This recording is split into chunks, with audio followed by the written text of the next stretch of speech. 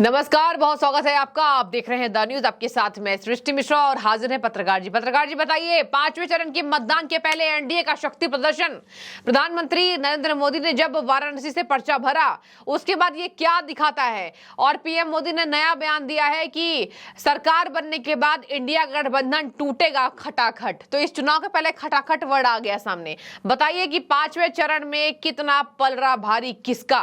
और सीटों के आकलन पे जाएं तो क्या लगता है पांचवें चरण में जहां जहां वोटिंग होनी है वहां बीजेपी का कितना दबदबा है और इंडिया गठबंधन का कितना दबदबा है? क्या कहेंगे? देखिए, मैं आपको बता दूं, जो पांचवें चरण का मतदान है उसमें आपको बताना है 144 सीटों पे मतदान होना है।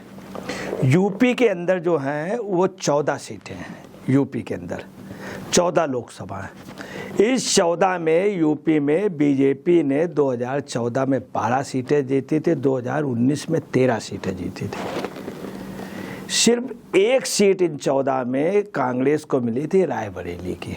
ना कोई सपा जीती थी ना बसपा जीती थी। पहले सपा और बसपा एक साल लड़ी थी। याद रखिएगा, बसपा बहुत बड़ी जनाधार की पार्टी थी और सपा, दोनों की जो केमिस्ट्री थी वो इतनी मजबूत थी कि 15 सीटें जीत गए थे। और रालोद भी उसमें था, कुछ छोटे दल भी थे। आज क्या हुआ है, सपा के साथ अब जो है वो बसपा का साथ रहे। बसपा सपा के अगेंस्ट में एक प्रकार से उसके जो भी नुकसान हो रहा है बसपा करने, इन सभी जगह बसपा के कैंडिडेट लड़ रहे हैं। ये सपा के लिए एक सेटबैक है। दूसरी बात आपको बता रहे, रालोद जो बहुत मजबूत था वो भी इनसे अलग हो गया। कुछ पूर्वी उत्तर प्रदेश अवध के ये छोटे छोटे दल थे वो भी आज सपा के साथ रहे। इनके साथ फीडबैक है कांग्रेस का है। अब कांग्रेस में समस्या ये है, मैं आपको क्लियर कर दूं, कि जहां 14 जगह हो रहे हैं चुनाव वहां सिर्फ एक सीट जीती थी रायबरेली, अमेठी हार गए थे कांग्रेस। वो पहले भी सपा ने सपोर्ट किया था, इस बार भी किया है, मगर पहले सपा ने बसपा ने सभी दलों ने मिल करके किया था सपोर्ट। तब भी अमेठी हार गए थे, रायबरेली जीत गए थे। अब समस्या ये है क्या कुछ नया गुल खिलेगा? तो ऐसा नहीं लगता है कि पहले सपा बसपा रालोद कई दल एक थे, वो मिल करके अमेठी सीट नहीं जिता पाए थे और सीटें सिर्फ रायबरेली। अब अमेठी सीट भी ठीक ठाक मार्जिन से जीती थी स्मृति ईरानी। अब इन 14 सीटों में आपको जो सबसे बड़ी बता दें, 12 2014 में जीते, 2019 में 13। अब आपको बता दें इसमें भी जो है अवध में 8 सीटें हैं और बुंदेलखंड में 4 है और दोआब में 2 सीटें हैं। अवध क्षेत्र की मैं आपको बता रहा हूँ, अवध क्षेत्र पे चूंकि अयोध्या वाला जब से ये मैटर हुआ है मंदिर का, तो अवध क्षेत्र पे राम मंदिर का बहुत बड़ा प्रभाव है, बहुत बड़ा प्रभाव। यही पोजीशन बुंदेलखंड में, यही पोजीशन दोआब में, मगर अवध क्षेत्र इस समय अभी भी राम मंदिर बनने से सबसे ज़्यादा इसका जो असर पड़ा सुल्तानपुर, अमेठी और रायबरेली।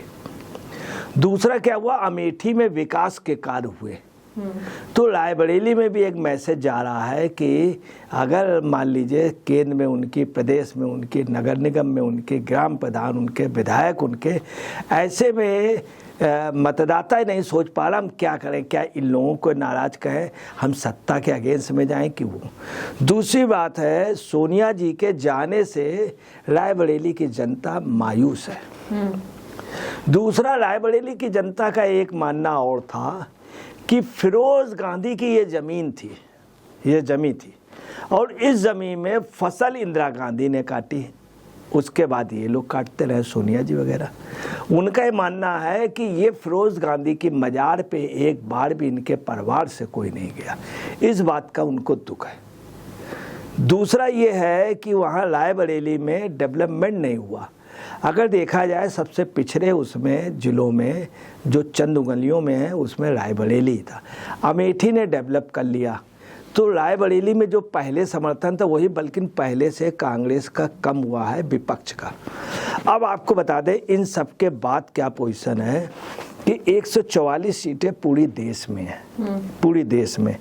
इसमें जो फैसला होना है, एक तो राहुल गांधी का, स्मृति ईरानी का, राजनाथ सिंह का, ये सब मेन सीटें हैं। राजनाथ सिंह की सीट ऐसी है जो राजनाथ जी द्वारा बनाई हुई नहीं है, राजनाथ सिंह अभी जुम्मा आए लखनऊ में, पकी पकाई सीट है। वो भाजपा आज से नहीं कई दशकों से जीत रही है। अटल बिहारी जीतते रहे वहाँ पे बराबर, अब वो पकी हुई उस सीट में कोई इब्बत है ही नहीं। दूसरी आपको बता रहे हैं जो सीट है अमेठी की, अमेठी में स्मृति ईरानी ने इतना काम किया है, या जगह जगह जो राजनीति के लिए हथकंडे होते हैं उसमें स्मृति ईरानी कहीं से वीक नहीं पड़ रही है। रायबरेली सीट फंस गई है। वह ये है कि जो राहुल गांधी वहाँ से जब वहाँ का मतदान हुआ और देखा कि मैं वहाँ पर फाइट हो गई है केरल में, तो उसके बाद आए तो वहाँ की पब्लिक कह रही कि मम्मी आपके छोड़ के चले गए थे, आप यहाँ लड़ना नहीं चाहते थे, 361 दिन बाद आप अमेठी आए थे। तो यहाँ पर भी अगर हमने जिता दिया और आप वहाँ से जीत गए तो ये सीट आप छोड़ देंगे, तो फिर हम ऐसे वोट ही क्यों दें। और ये लोगों की फीलिंग है, आगे वोट कौन किसको देता है ये हम भी नहीं बता सकते। तो हम ऐसे वोट दे करके समस्या ये है कि हम लोकल रूप से बीजेपी या और लोगों से बुराई लें, ये बात आ रही।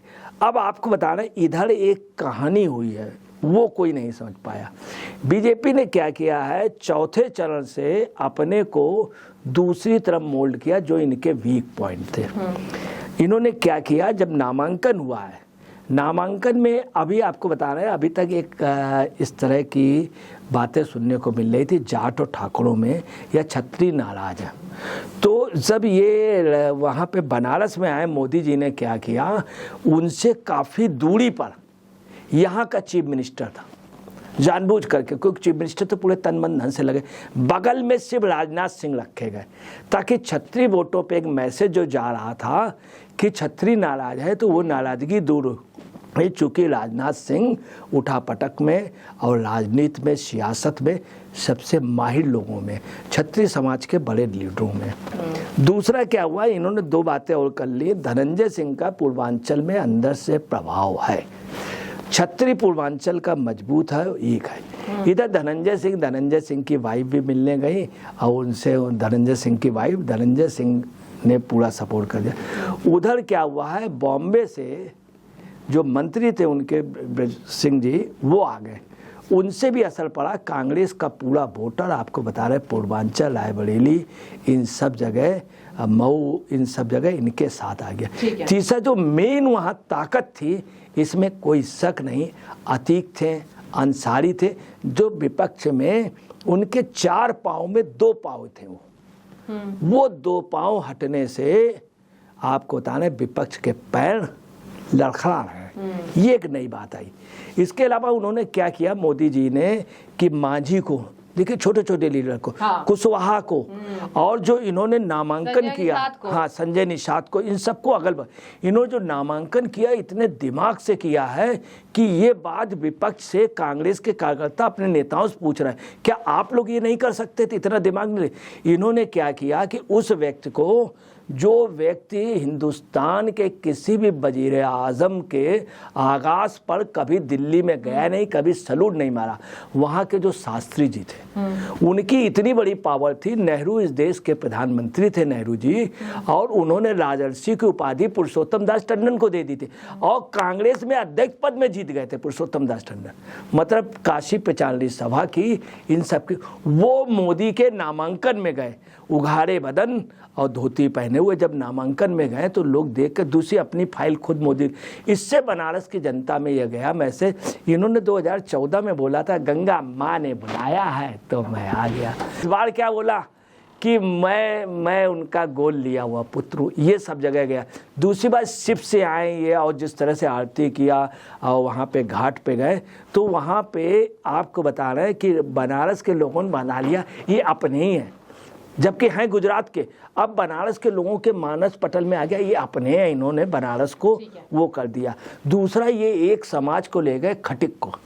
हिंदुस्तान में जमीन की सबसे मजबूत जात जो लड़ने में हर जगह, जिसने कभी भी किसी भी लड़ाई पे अपने को कमज़ोर नहीं माना अगर उसके ऊपर बार हुआ, वो है खटिक समाज सोनकर। उनके उसको ले गए, पूरे देश में एक खबर पहुंच गई, अरे देखा हमारा आदमी प्रधानमंत्री के साथ बैठता है, प्रधानमंत्री उसको ले करके गए, ये एक मैसेज किया। दूसरा, वो पटेल को ले गए, पटेल से वहाँ कुर्मी बहुत था। एक कुशवाहा को ले गए, कुशवाहा बहुत। आपने देखा होगा कि पटेल जो मंत्री रही महिला सोनेलाल पटेल की बेटी, उनको भी बुलाया छोटे। इससे एक असर गया है कि जो जो सोंधी माटी के जो लोग थे उन सबको, मैं आपको बता रहा हूँ इस चरण पे ये मजबूत हो चुके हैं। तीसरा आपको बता रहे तेलंगाना जो आंध्रा की खबर गई है, उसमें आंध्रा में क्या हुआ है, तेलुगु देशम, बीजेपी और जनसेना, और तेलंगाना में ये मजबूत आ गए। तो उड़ीसा और ये 3-4 जगह इनकी मजबूत पोजीशन है, वो 5वें चरण पे जा रहा है। बंगाल, असम, उड़ीसा में भी ये चीज, यही जो है कि भाजपा की अब जो स्थिति है वो हर जगह फाइट कर रहे। जीतेगा कौन ये हम भी नहीं कह सकते, भाजपा जीते, मगर भाजपा अकेले लड़ रही, ये सब दल अलग अलग, कोई कहीं पे। अब कांग्रेस का भविष्य यहाँ ये, अगर कोई भी सीट मिल सकती है, सिर्फ एक सीट, आप अंदाजा लगा ले, पूरे प्रदेश में एक सीट, और एक में तो कैसे जीतेंगे? इन 14 में से 13 बीजेपी जीती हुई है, ठीक है। तो अब इनको जीतने के लिए बहुत ताकत चाहिए विपक्ष को।